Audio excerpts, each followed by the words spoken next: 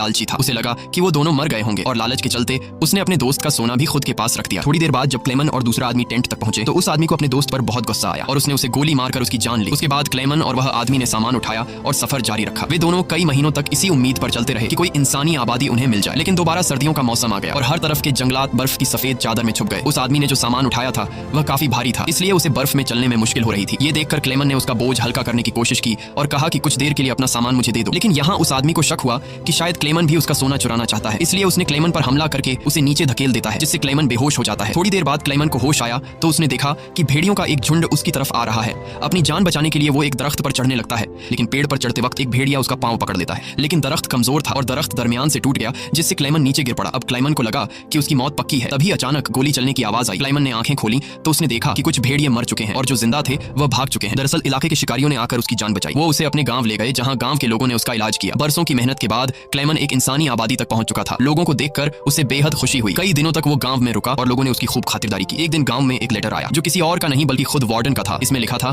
कि एक जर्मन फौजी हमारी जेल से फरार हो चुका है और अगर किसी ने उसे पनाह दी तो वह गद्दार कहलाएगा। अब ना चाहते हुए भी क्लेमन को यह गांव छोड़ना पड़ा, क्योंकि अगर वो यहाँ से नहीं जाता तो वार्डन इस गांव वालों को भी सजा देते। जाने से पहले गांव के लोगों ने उसे खाने पीने का सामान और एक शिकारी कुत्ता दे देते हैं। इस लंबे सफर में अब क्लेमन का एक साथी भी बन गया है, इसलिए अब उसे अकेलापन महसूस नहीं हो रहा था। वे दोनों कई दिनों तक चलते रहे। रास्ते में उन्हें एक लकड़ी की फैक्ट्री नजर आई और कुत्ता खाने की तलाश में उसकी तरफ दौड़ा। अब क्लेमन अपने कुत्ते को बचाने के लिए मिल के अंदर गया। वहां वर्करों ने क्लेमन को पहचान लिया और उसे मालिक के पास ले गए। वहां जाकर क्लेमन ने मालिक को अपनी पूरी कहानी सुनाई, जिससे सबको क्लेमन पर तरस आया। उन्होंने उसे खाना खिलाया और जर्मनी जाने वाली ट्रेन में बिठा दिया। क्लेमन खुश था कि वह जल्द अपने घर पहुंच जाएगा, लेकिन वो नहीं जानता था कि मिल के मालिक ने उसकी खबर वार्डन को दे दी है। अब वार्डन अपने सिपाहियों के साथ स्टेशन पर उसका इंतजार कर रहा था, लेकिन स्टेशन पहुंचने से पहले क्लेमन ने दूर से रशियन सोल्जर्स को देख लिया और मौका मिलते ही ट्रेन से कूदकर भाग निकला। मगर बदकिस्मती से रशियन सिपाहियों ने उसे देख लिया और उसका पीछा करने लगे। क्लेमन ने जल्दी से पटरियां पार की, लेकिन अचानक न जाने वार्डन कहां से सामने आ गया। ये देखकर क्लेमन का दिल घबरा गया, क्योंकि अब उसे लगा कि उसकी बरसों की मेहनत जाया हो गई। अब इससे पहले कि वार्डन उसे गिरफ्तार करता, क्लेमन के कुत्ते ने वार्डन पर हमला करके उसे काट लिया और यूं एक बार फिर से क्लेमन को भागने का मौका मिल गया और वह पूरी जान लगाकर यहां से भागने लगा। लेकिन तभी उसे गोली चलने की आवाज आई